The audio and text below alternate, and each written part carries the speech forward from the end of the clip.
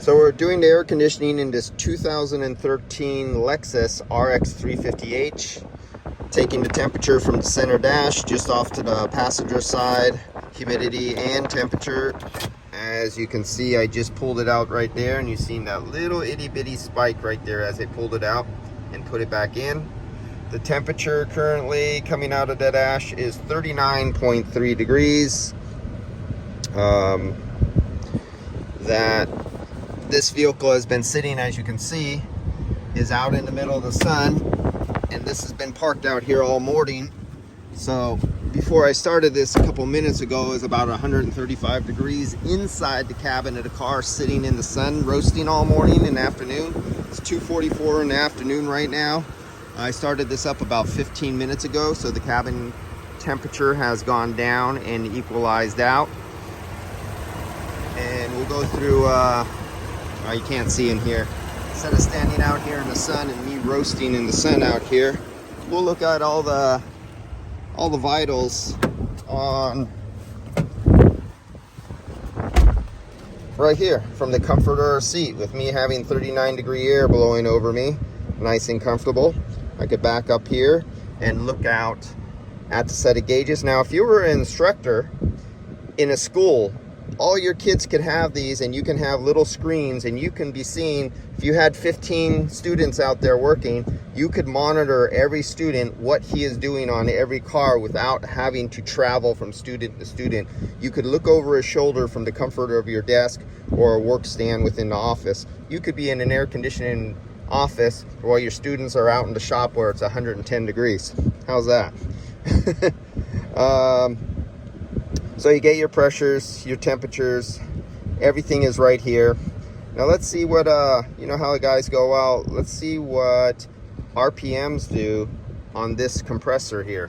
So as you can see, we're at roughly almost 750 RPMs.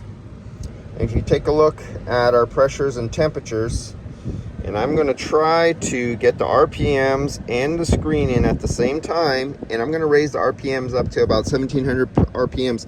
Let's see what happens on a screen here with this particular manufacturer's compressor and how it modulates and changes. Okay, as you can see there, the RPMs are about 1500 RPMs. I'm trying to keep it around 1600 RPMs. I'm just using that as a, if you can see the RPMs back there. And we'll just let it stabilize out. Wow, isn't that look like it's way too low? That must be horrible. Oh my God. The evaporator is gonna freeze up and we're gonna have problems. That's what I've been told. But I could tell you for a fact on this car, it's not going to freeze up and it's not going to have a problem.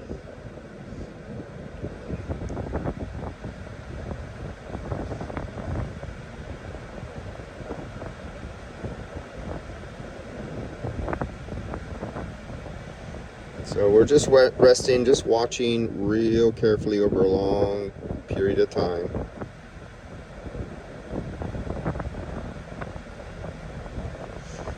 And you can see that the high side is coming back down.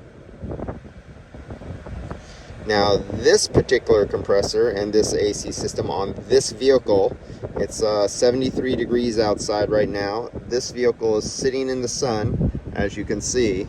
It's a nice clear day and the sun is really strong.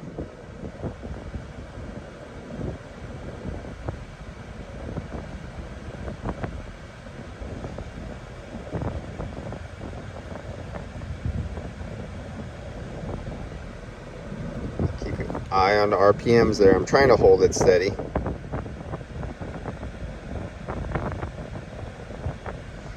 Can I see the RPMs? Yes, I see the RPMs. Hey, look at the low side pressure actually came back up to near 21. It's no longer 14. It's self-modulated. It brought itself up to keep the evaporator from freezing up.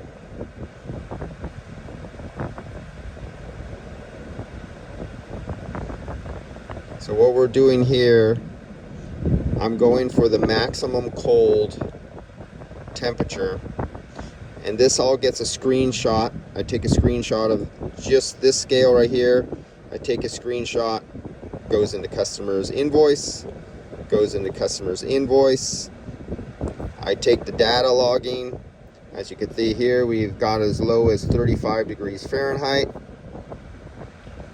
Screenshot, that goes with the customer's invoice. And then we do the final printout, because there's people who like just to see numbers, not whole big screenshots. Hey, why are we getting this? I'm getting it. Oh, there it goes. Oh, okay.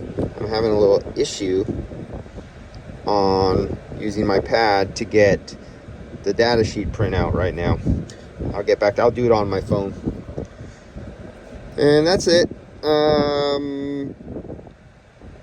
So this is one type of vehicle. All vehicles do not do the same thing.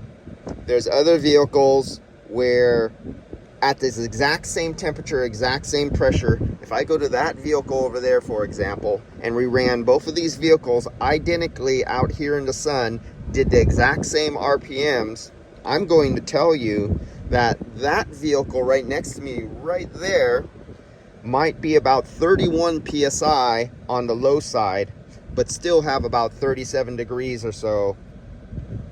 Where the other vehicle that I just did, and I did a video earlier, it's way off inside there, that was 37 degrees out the dash over there, and I can't remember what the low side is. But I could put my gauges, since I have 5 sets of gauges, I could put 5 sets of gauges on 5 of these cars right here. And I could run them all at the identical RPMs. And you will have 5 different high side pressures. You will have 5 different low side pressures. And you will have slightly different dash temperatures. That's with a full, properly charged system. And no temperature and pressures will be identical. How can somebody say, oh, I fill up until I reach a certain pressure? You cannot do that on today's vehicles, because depending what the manufacturer has programmed in their software and hardware will depend what the pressure's on these vehicles that have variable displacement compressors. Then I could put over here, say a 1982 Mercedes-Benz, and I'll have a low side pressure of 12 psi.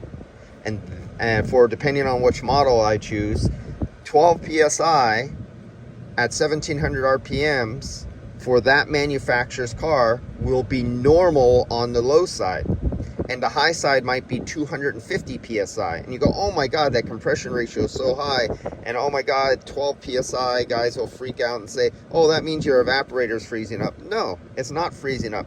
That's how they designed that car, and it came out of the factory, and it was meant to be like that. If you try to keep on adding refrigerant until the low side pressure went up to 31 psi, you'd probably have a whole extra pound of refrigerant in the system, and by that time you'd be exceeding the blow-off valve on the compressor, and that blow-off valve would release refrigerant oil out into the atmosphere on those old compressors. This is why you don't go to those old crudgety old SOB technicians who go, oh, I've been doing this for 40 years and this is how I do it, and this rule of thumb, and I go by bullshit. You can't do that stuff on vehicles nowadays.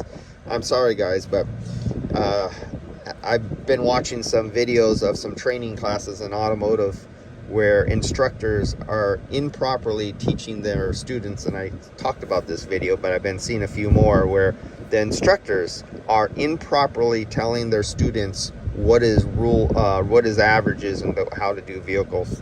And it's really sad when students are paying good money to go to these automotive schools to get their little diploma, their little degree, and go out to get a job, and they're improperly teaching them the procedures, how to do air conditioning and other things in cars.